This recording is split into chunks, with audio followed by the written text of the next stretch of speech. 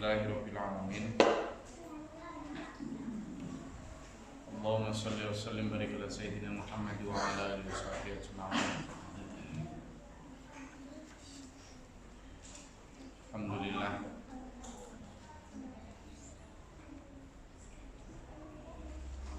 Puji syukur kehadirat Allah Subhanahu wa taala bisa berjumpa, bisa duduk, bisa batuk. Apa yang kita rasakan akan menjadi luar biasa kalau kita orang-orang luar biasa. Tapi kalau kita ini hanya berpikiran biasa, kalian tidak akan pernah menemukan hal luar biasa. Karena semuanya dipandang dari serba mengeluh, serba kurang.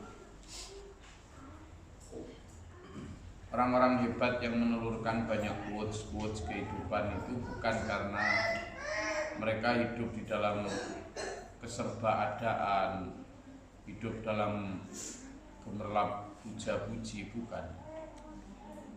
Tapi mereka adalah orang-orang yang mampu menemukan hal-hal hebat dalam hal-hal kecil, mampu mengartikulasikan hal-hal sederhana menjadi hal-hal yang extraordinary atau luar biasa. Jadi orang hebat itu begitu. Sampeyan tak ajak untuk menjadi itu dimulai dari kemampuan kita untuk bersyukur. Orang yang syakirin itu orang yang paling hebat itu. Kenapa? Karena syakirin itu atau orang-orang yang mampu bersyukur itu memiliki banyak ekses, memiliki banyak turunan sifat baik. Motivasi juga bisa dipicu oleh kebersyukuran. Produktivitas juga bisa dipicu oleh kebersyukuran. Perdamaian juga bisa dipicu oleh kebersyukuran. Bahkan kesehatan pun bisa dipicu oleh kebersyukuran. Sehingga apalagi kalau kita mampu menularkan kebersyukuran kita, berarti kita menjadi orang-orang yang sudah khairun nas anfa'un linas.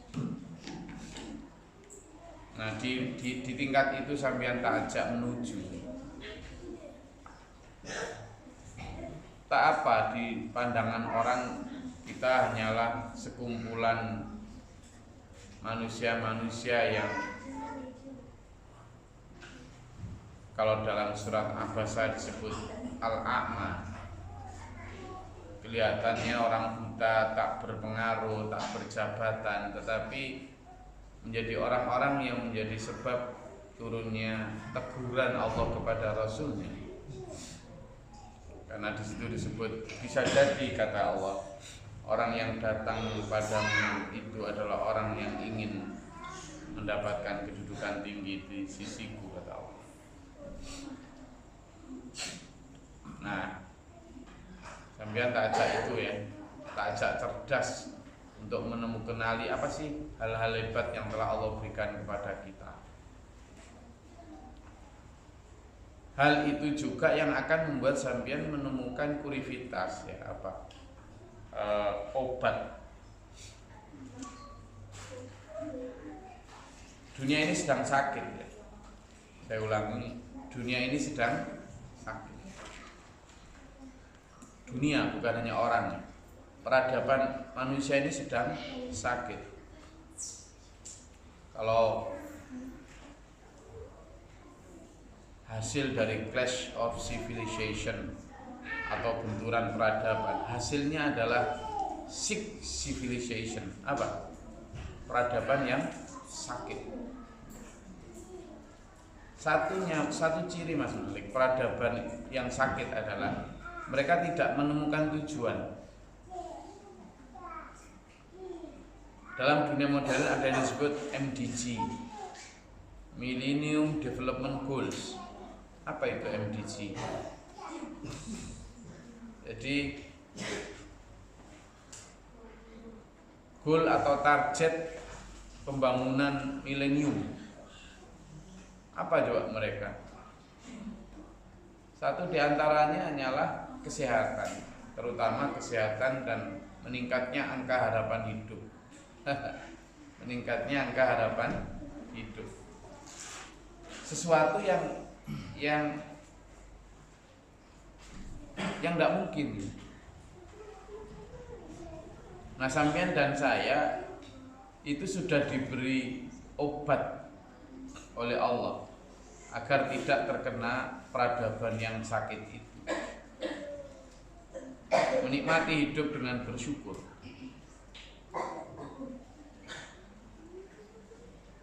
Coba sekarang sampean lihat di sekitaran sampean, manusia-manusia sakit, yang kecil, generasi baru muncul, mungkin hanya Mehmet ini yang masih sehat.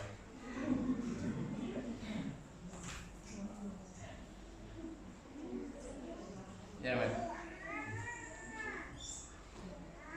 Karena dia tidak pegang HP. Karena dia tidak pegang HP.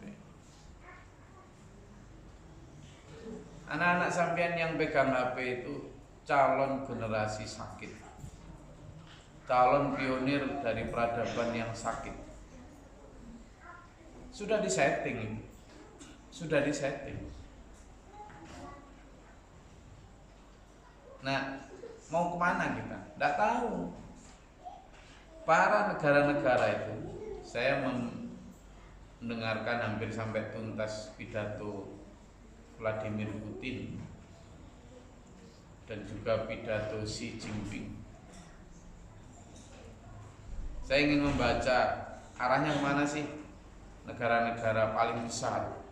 Kalau Cina paling besar jumlah penduduknya, kalau Rusia paling besar wilayah di dunia. Artinya mereka menjadi representasi dari tujuan hidup manusia dalam tanda kutip begitu. Indonesia ini kan yang enggak, negeri enggak. Mau dibilang negeri yang religius ya enggak religius, enggak jelas.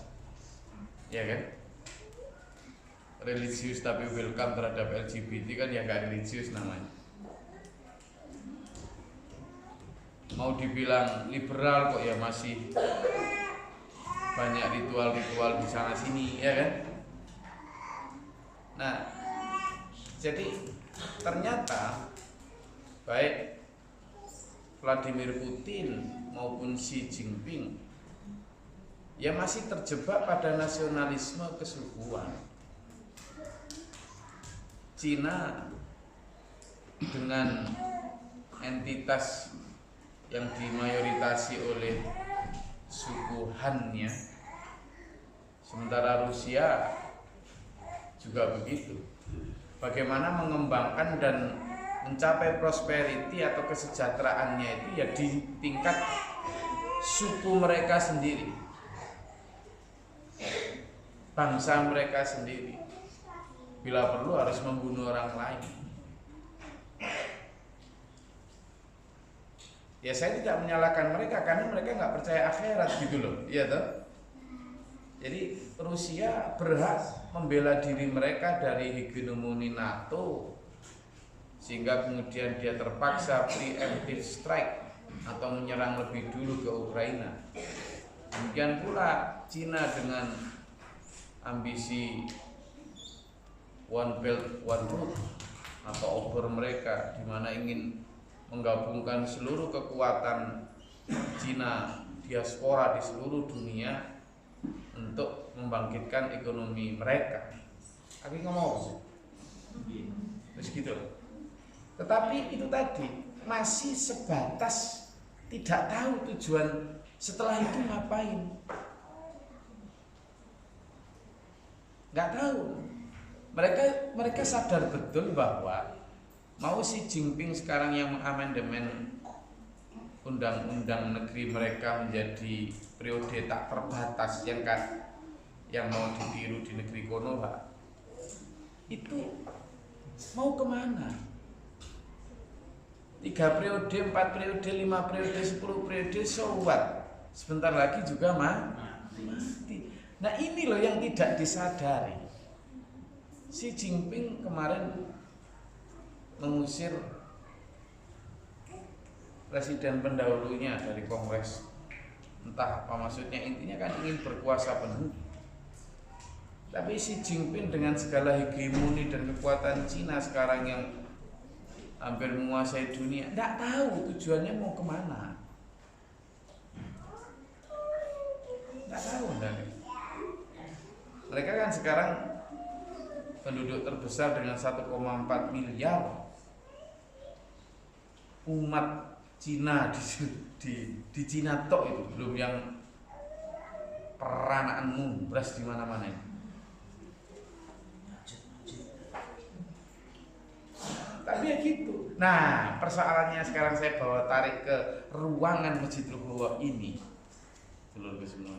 Kalau ternyata standar prosperity kita juga sama dengan standar prosperity atau kesejahteraannya Xi Jinping dan Vladimir Putin, terus hebatnya kita di mana? Xi Jinping sebentar lagi akan menyerang Taiwan, bila perlu dengan kekerasan, sehingga dia membangun militer. Loh, tahu nggak sana? Ketika misalnya orang-orang Indonesia yang Cina wannabe itu mengagumi Cina dengan segala macam kehebatan ekonominya, mengagumi Cina dengan segala macam kehebatan militernya, sampai mereka itu sadar nggak sih bahwa mereka sedang mengagumi senjata-senjata yang akan bunuh manusia? Misalnya manusia mengagumi F-22 Raptor, atau manusia mengagumi Dongfeng, rudal balistik antar benua miliknya Cina yang bisa mereka sadar nggak sih bahwa mereka sedang mengagumi sebuah alat membunuh?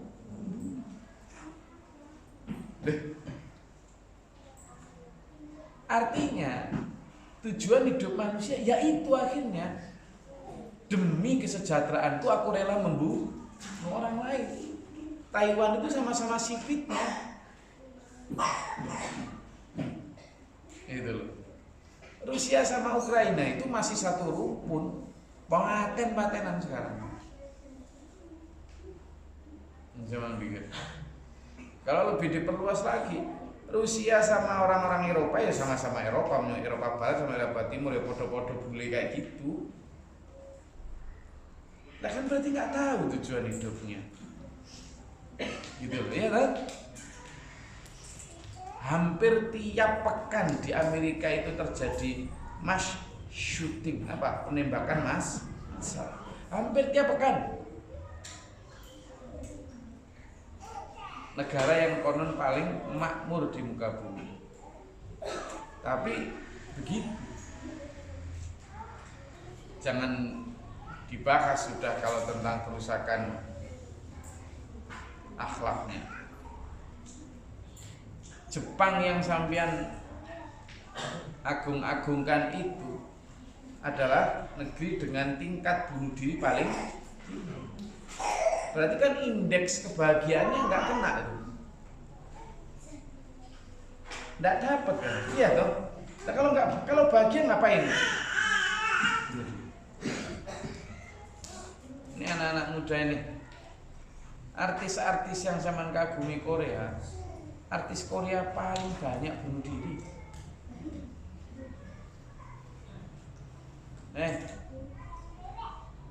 Ngerti nggak? Mbak Siska suka drakor Dracula.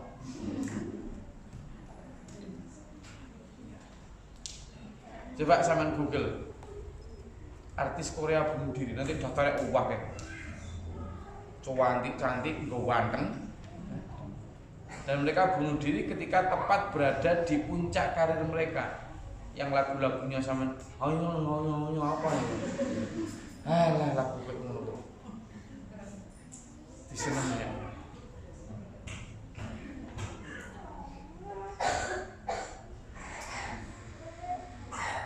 Kamu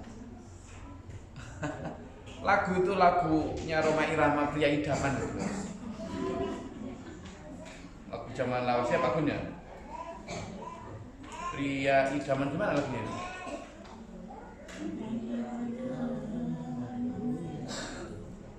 Oh, kok masih? Hah?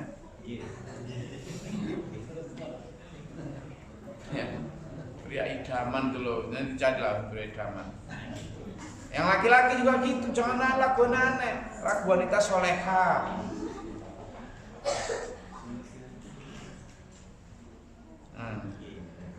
Senyummu yang itu loh.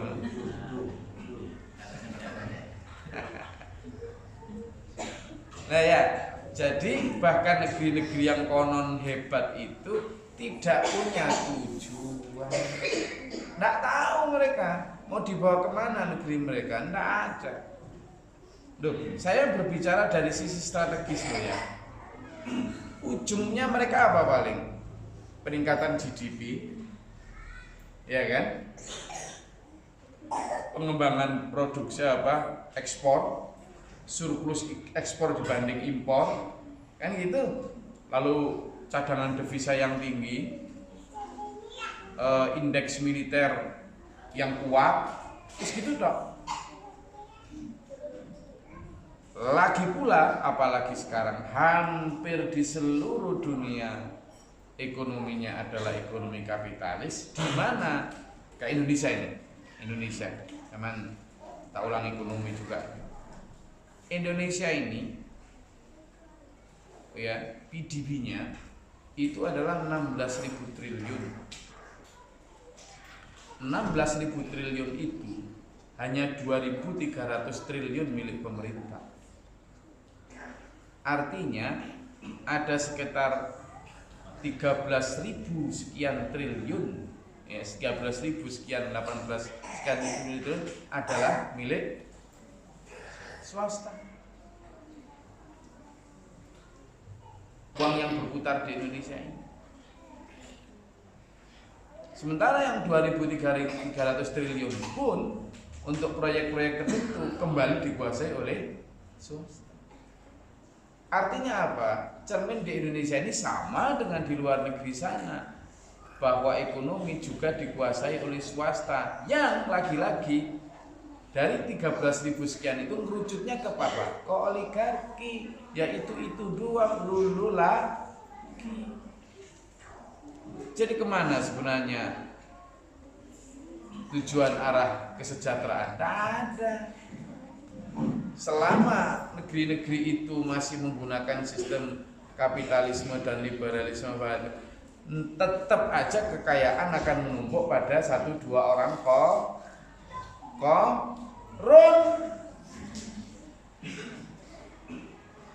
Jadi negeri-negeri di dunia ini tetap aja yang satu pengen jadi Fir'aun, yang satu pengen jadi kolaborasi antara Fir'aun dan Qarun di semua negeri di muka bumi ini. Itu yang saya sebut bahwa tidak punya tujuan. Nah, hanya orang-orang yang punya visi akhirat ini yang punya tujuan. Nah, jadi sampean tak ajak think globally, act locally. Rek nom-nom ngerti tak kowe iki? Alah tambah bisa nom, gak duwe tujuan belas urip. Pokoknya yang penting duwe Insta story, engko rono kafe anyar, kopi cara nengge status, ngune suripe melitin setengah mati ya. Duwe 1 juta sak wulan wis wani mencepi wong tuane, Pak. Iya, Mas. Iya, Mas Susi, anak-anak muda sekarang. Alah. Tahu tuh. Jangankan mereka tahu tujuan yang sedang saya bahas ini. Wong misalnya ini yang kuliah ini, Mbak Reni, teman-teman sampean yang dulu kuliah di UNER, mereka tahu nggak ngapain mereka kuliah di fakultas tersebut? Banyak yang nggak tahu. Kamu mau kuliah di mana? Di STM. STM apa? Mesin. Suruh ke Pak Gun. Nah, kok nak lunga ya Pak Gun ya? Tanya Pak Gun. Apalagi nanti fakultas apa? Fakultas sastra apa? Sastra Inggris. Suruh ngomong sama bule, tolak. Padahal itu sudah penjurusannya jelas tuh. Apalagi yang apa? Fakultas apa? Ekonomi. Ekonomi apa? Manajemen. Mesti belum mesti. Nah, ayo makanya saya tidak punya tujuan hidup dari hal paling kecil, kembali ke ya, ayo punya rasa bersyukur ya. Makanya negeri yang baldatun thayyibatun wa rabbun ghafur itu negeri yang penuh bersyukur. Negeri ini Indonesia itu pernah menjadi negeri seperti itu, pernah. Nggak ngoyo-ngoyo. Negeri ini mulai ngoyo itu ketika VOC datang ke sini. Iya. VOC dengan segala macam nilai-nilai otak dagangnya itu, yang kemudian memacu orang. Coba sama lihat orang-orang di negeri kita.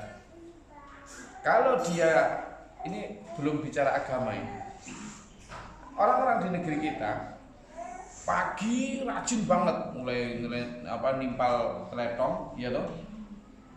Kalau yang punya sapi ya kan. Kalau nggak punya sapi ya apa? Ya minimal punya apa?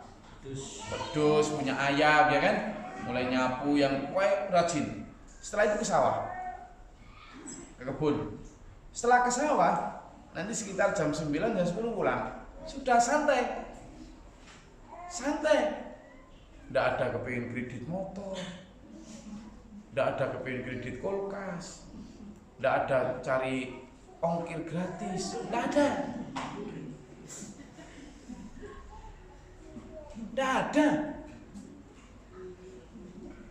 Dia tidak ingin membeli apa yang dia tidak butuhkan.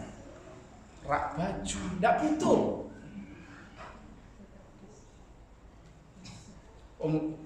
Dia merasa tidak butuh lemari kok. Bajunya berapa? Bajunya paling dipakai untuk ke sawah, di rumah. Baju paling baik adalah setahun sekali yang dia pakai untuk menemui tamu waktu lebaran. That's all. Maka dia kebutuhan pengeluarannya pun tidak terlalu banyak, sehingga dia juga tidak perlu mencari terlalu banyak. Kebutuhan sekarang itu diciptakan oleh siapa? Oleh orang-orang yang tidak punya tujuan hidup itu. Negeri ini mulai ketularan.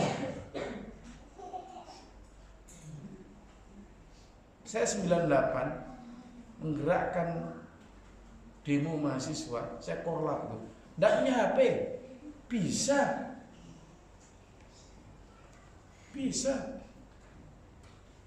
Saya tahun 93 keliling Kalimantan itu tanpa Google Maps. Bisa kok. Jadi kebutuhan kita itu diciptakan. Dulu sama ndak punya rice cooker, mangan ndak? Mangan. Dulu sama ndak punya LPG, makan. Sehingga nggak ada khawatir listrik naik. Dulu ndak ada PLN di tempat kami. Hidup nyaman, tenang, damai. Sekarang saya sendiri begitu ada listrik mati lap gitu, bingung setengah mati. Dulu itu ada listrik lap nyala, bingung kita. Apa ini? Oh, kalau Mas Nur orang kota terus nggak pernah jadi orang desa. Kita gitu nih. Ada listrik itu ya ada desel orang punya gawe itu. Itu pun hanya orang-orang kaya yang bisa nanggap desel. Jadi apa? kehidupan kita. Kita tidak punya Nintendo, kita tidak punya apalagi OPS. Apapun bisa kita buat mainan, sarung gitu loh, diikat atasnya, lalu kita lompat ke sungai, bluk gitu, jadi gini, jadi mainan. Tahu gak ya? Sama nggak punya sungai kok ngomong sok tahu. Hah? Rumah yang mana? Saya pengen mampir ke sana nggak pernah ditahu. Mana rumahnya Mas itu nggak pernah diberitahu. Ya itu repotnya. Ya, kenapa kita sekarang? Tentu kita tidak bisa mundur ke zaman itu ya. Makanya saya tadi sampaikan sama anak ajak bicara tentang GDP Cina kan. Biar sampean tahu loh kemana arah Dajjal ini mau membawa kita. Dan kita kembali kepada purivitas kita, apa agama dan sifat manusia kembali pada aslinya. Supaya sampean bisa jadi orang. Kalau enggak gitu, waduh repot sudah. Tentu sampean bukan kau tak ajak kemudian nggak pakai listrik, sampean tak ajak untuk nggak pakai HP, nggak mungkin lah sekarang sampean nggak pakai HP. Intuisi manusia, terutama apa animal instingnya itu udah hilang manusia itu, udah nggak punya insting manusia. Sekarang kalau misalnya disuruh, oke, coba kamu cari alamat ini di sini tanpa HP, tanpa nggak bisa teman. Orang dulu itu kan punya kemampuan pathfinder yang bagus. Sekarang ini kan tidak ada.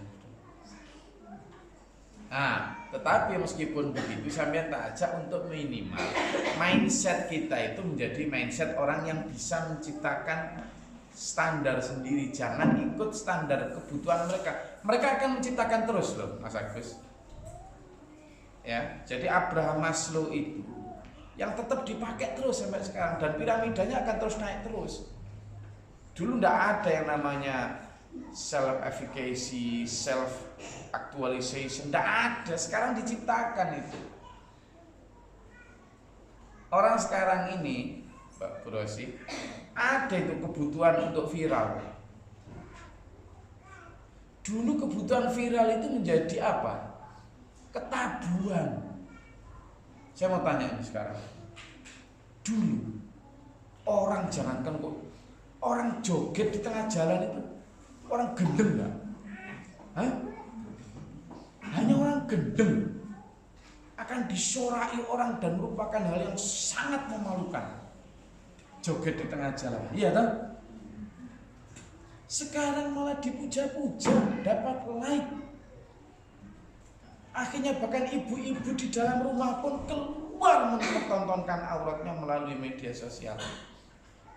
Diciptakan itu kebutuhan maksiat itu. Nah, sampean kalau ndak benar-benar membentengi diri dengan menjadi orang-orang yang bersyukur, sampean akan kelindas itu. Dan lagi-lagi sama nggak akan dapatkan happiness, kebahagiaan itu tidak akan, sudah. Jadi saya tidak akan bosan untuk mengingatkan sampean untuk mendapatkan kebahagiaan itu. Dengan cara apa?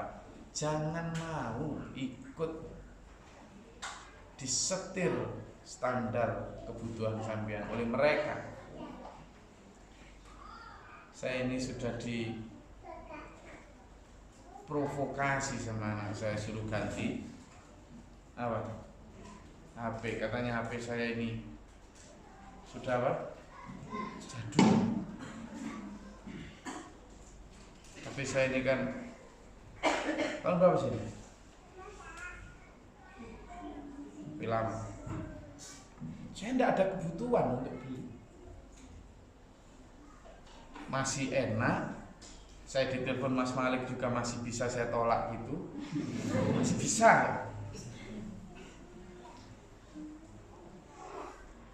Sementara kalau ditelepon Mas Nur saya masih bisa segera buru-buru ngangkat. Misalnya ini contoh. Kan santana, kan harus ya tanggap, harus tanggap. Kalau Mas Malik kan bekam, jadi harus pelan.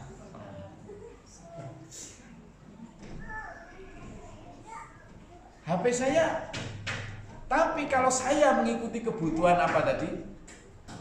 Aktualisasi diri, dan aktualisasi diri saya itu misalnya saya rubah sudut pandangnya bahwa kalau saya bertemu dengan sosialitas saya yang memang biasanya kamera 3 dengan lambang apel growa, ya saya malu dengan ini. Akhirnya tumbuh tuh kebutuhan untuk ikut apel. Saking berhasilnya Dajjal itu menunjukkan itu. Sekarang loh ada jasa screenshot apel growa.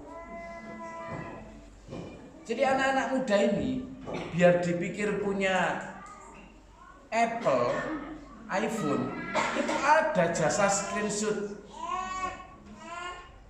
Tahu sama screenshot sih? Pak Subur tolak. Screenshot itu Pak Subur. Jadi dia nanti kemudian diupload kayak apa? Kayak dia punya HP iPhone. Saking apa? Dungunya manusia. Anak-anakku, ojo melu kalau mau selamat. Ya Mas Andika ya? Iya Mas Andika.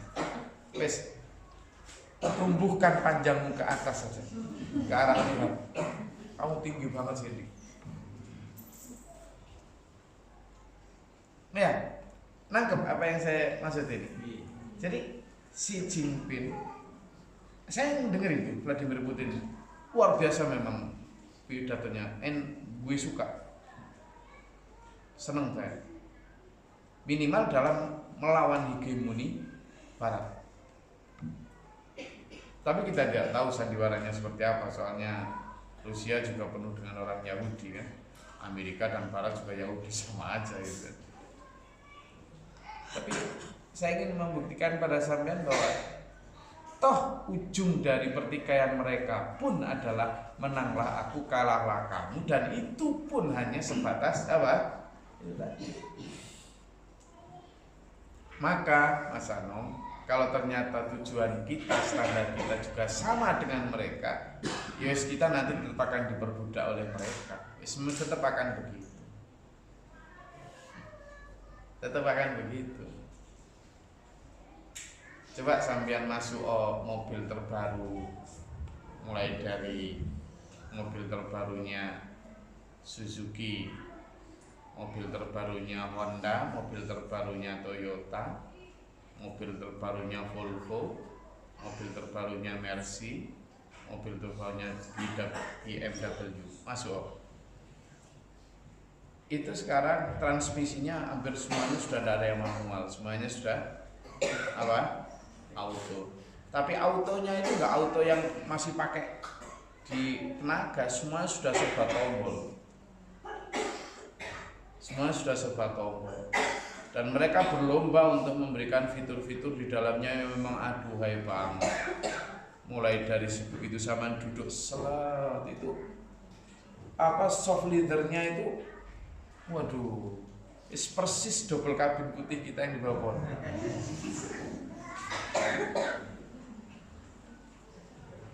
Wih, memang ya orangnya bikin gimana ya, anti dorong, wih enak.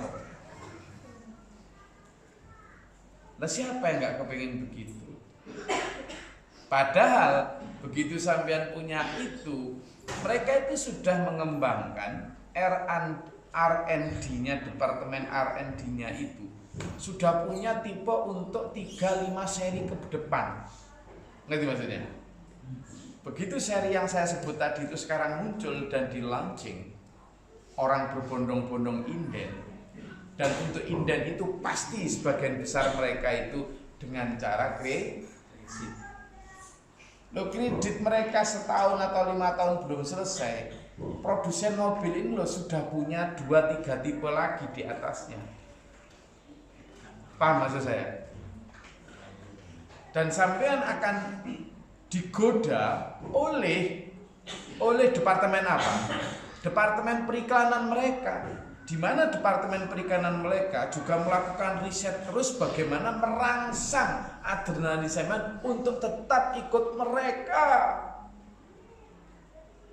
Jadi akhirnya sama apa? Kerja siang malam untuk bayar kreditan hanya demi fitur-fitur yang mereka. That's your life that you want it. Hah?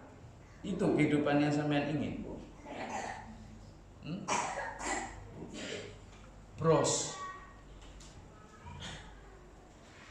Brosnya jilbab sampean tuh DNG. Tahu? Yang ada DNG itu loh. Sekarang kan lagi model gitu. Dolce & Gabbana itu loh. Oke. Sing murah-murah 10.000 wong akeh. Tapi demi itu apa? Dupiung. Enggak, saya sedang tidak menghina. Saya tuh kasihan sama sampean. Nanti ujuk-ujuk begitu buka jilbab sampean, putih kabeh rambutnya. Iya kan? Sudah putih semua. Padahal semua seri tadi belum sampean miliki. Terus ujuk-ujuk lagi anak-anak sampean udah pada besar, tidak tahu apa-apa tentang agama. Ujuk-ujuk lagi sampean sudah tua, ujuk-ujuk lagi sampean mati, anak sampean tidak doakan sampean karena tidak solehah. Hidup sampean habis untuk yang tadi itu diperbudak. Yang lagi juga nih. Jadi ayo miliki tujuan hidup dulu. Nih ya, sampean nggak akan dapatkan kuliah semacam ini.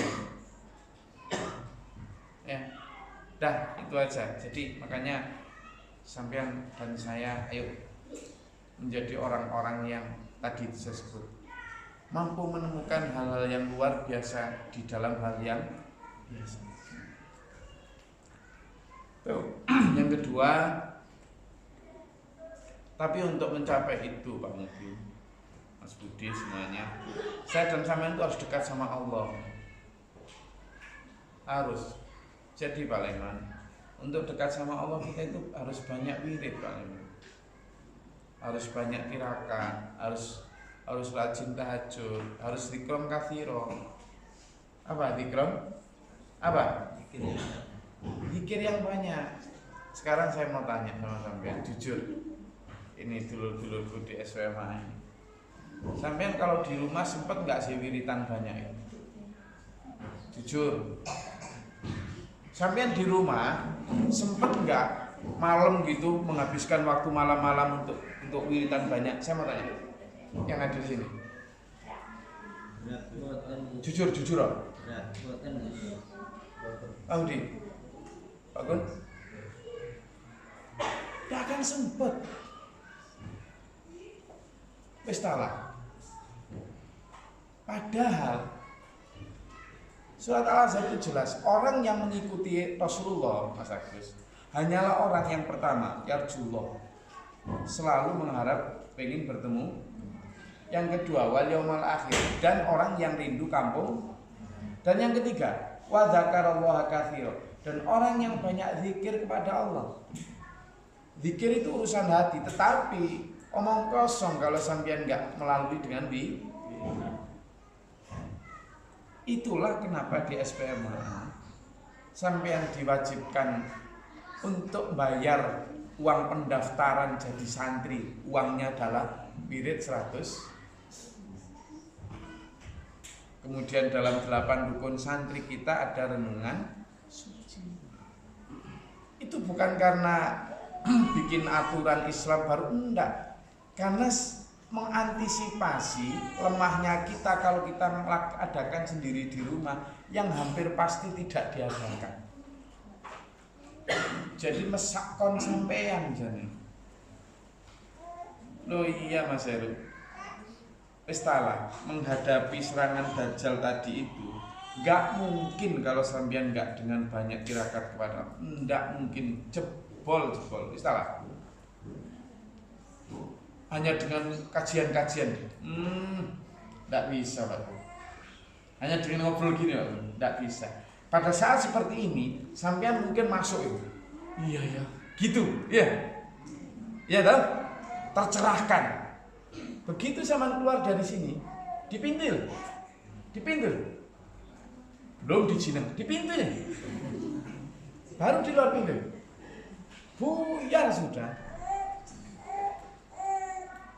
Buyar maksud sudah di. Nah, maka untuk menguatkan tadi itu dengan apa? Wiritan tadi itu. Wiritan mendekat sama private sekali. Cuma karena sampean itu ndak, hampir nyaris ndak mungkin sama lakukan di rumah, sampean diajak bareng-bareng itu dengan apa? Renungan. Sama itu kan sebenarnya hanya diajak untuk sendiri, silahkan. Cuma ayo bareng. Mau berdoa apapun silahkan sendiri. Memang kita mengkhususkan diri itikaf itu. Jelas ya? Jadi itu sebenarnya wahana yang membantu sampean untuk mempunyai kesempatan menjadi orang-orang yang tidak terlindas gerakan civilization tadi atau peradaban sakit tadi. Tetap menjaga kewarasan. Makanya ini nanti kapan mungkin akan saya diskusikan juga dengan sampean, mungkin kajiannya diubah bukan malam Jumat saja. Karena kalau kajian sekaligus renungan suci kayaknya terus biar terus ya. Kasihan sampean. Ya benar, saya cuma kasihan sampean. Nggak dapat kesempatan untuk dekat sama Allah. Nanti mungkin apakah yang Denpasar ini mungkin Jumat malam Sabtu, lalu yang Tabanan diganti Sabtu malam Minggu gitu kajiannya, sehingga kita masih bisa datang itu khusus memang renungan suci tiap malam Jumat gitu. Iya betul. Jadi bagaimana biar memang kita datang, mungkin habis sisa kita baca surat Yasin bareng gitu loh Mas Malik. Setelah baca surat Yasin bareng ya kemudian kita baca sholawat bareng, terus kemudian dilanjutkan dengan wirid masing-masing. Entah 1-2 jam silakan pulang, nggak masalah. Gitu loh maksud saya, artinya meskipun tidak harus mabit ya kan, tapi ada waktu khusus yang memang kita itu khusus untuk Allah, tapi bersemangat. Kenapa? Karena bisa bersama sama. Lidah kita itu terlalu banyak untuk ngomong hal lain. Seharian coba sampean ngomong apa aja? Dan berapa yang sama pakai untuk nyebut astagfirullahaladzim, subhanallah, berapa ya? Iya, ayo kita bandingkan. Lidah ini nanti ditanya semua loh sama Allah. Lidahmu kamu pakai untuk ngomong apa aja selain ngembut aku, nanti ditimbang. Iya Bu Subur, ditimbang. Lidah ini juga ditimbang. Berapa kata-kata yang keluar dari lidah kita yang selain Asmaul Husna, dan berapa yang dipakai ngomong tentang duit, tentang opo kamu, kayak ditimbang Mas Anam. Lain kira-kira Mas Anam, banyak mana kan?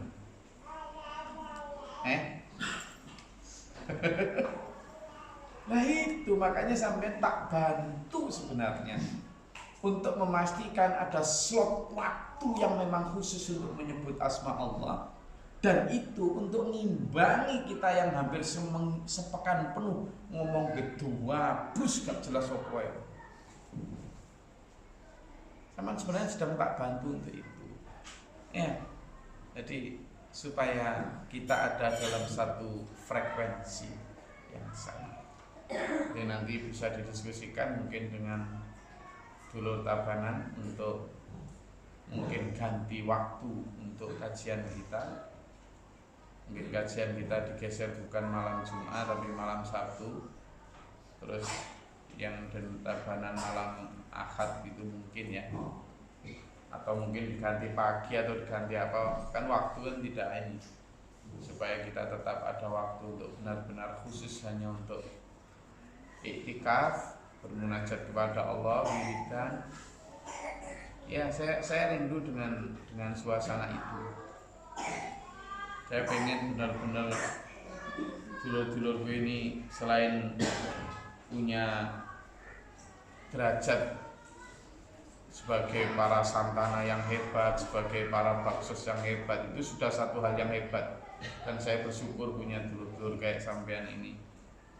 Nah di sisi yang berbeda saya juga ingin punya dulur-dulur sampean yang dilengkapi dengan apa? Menjadi orang-orang yang ahli puji, ahli syukur, ahli tobat, ahli berdoa, ahli ibadah. Ya, jadi selain menjadi orang-orang yang amil atau orang-orang yang suka beramal, tapi sama juga menjadi orang yang abid, ya apa? Ali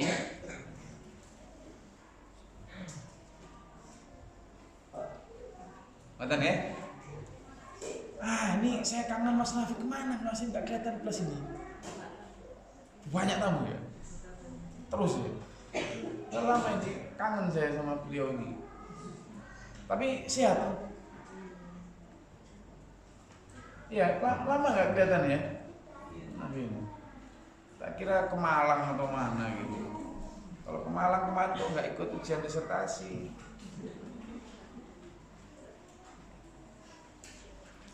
Gimana Caut? Alhamdulillah.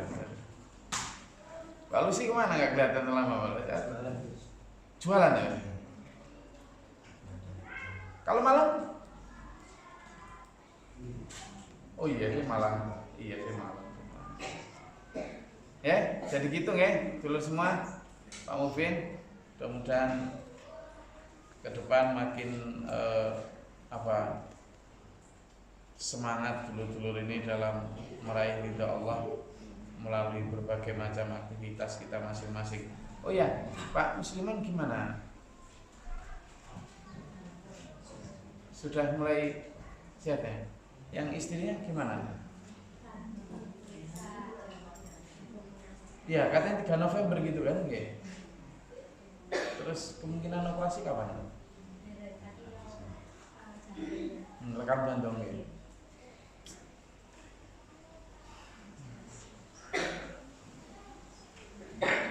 Oke, ada pertanyaan? Apa Mas Anam? Ya, untuk wirid 100.000 itu surat Al-Kafirun itu memang ada ya? Surat Al-Kafirun Kan, tidak masuk wirid 100.000 itu tambahan untuk keseharian tiap habis tiap hari Jumat aja. Tidak masuk hitungan 100.000. Surat Al-Kafirun Tidak masuk hitungan. yang masuk itu berarti surat Al-Fatihah, Hulu, Falaq, Anas. Iya. Al-Kafirun tidak masuk. Enggak. Soalnya itu kan tertulis surat Al-Kafirun. Al-Kafirun enggak. Kuliah Al-Kafirun. Kalau Al-Kafirun iya, kalau Al-Kafirun enggak. Kalau Al-Kafirun apa Al-Kafirun? Al-Kafirun. Al-Kafirun ada ya. Masuk. Masuk Al-Kafirun. Kalau takbir Al-Kafi, kalau Al-Kafi masuk.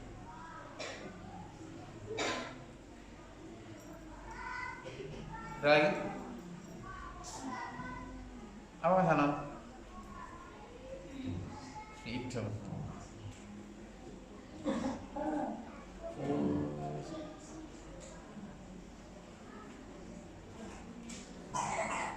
Ini Bu siapa yang? Ada semua nih ya. Alhamdulillah. Siapa yang tidak hadir karena sakit? Hah? Pak Imam sakit? Nggih Pak Leman, Pak Imam sakit?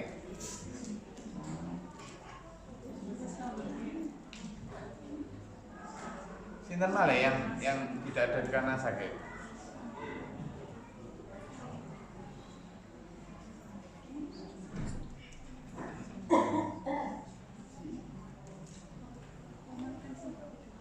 Yang perempuan sini, yang Bu ini Bu Komang siapa? Oh iya Bu Komang. Bu Shelo siapa?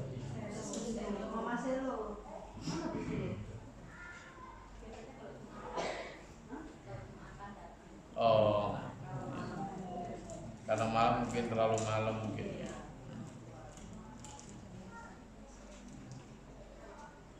Bu Supriyatin. Oh. Iya.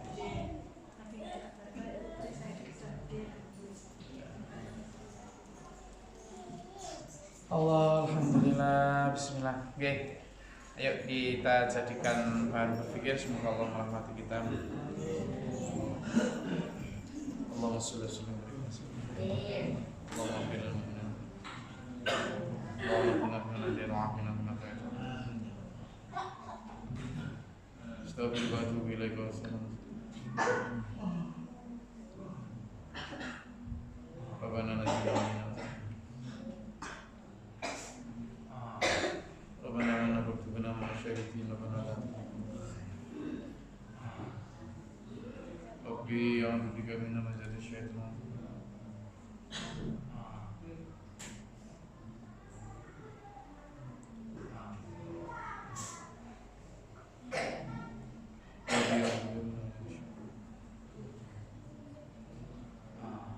Atina fid dunya hasanah wa fil akhirati hasanah.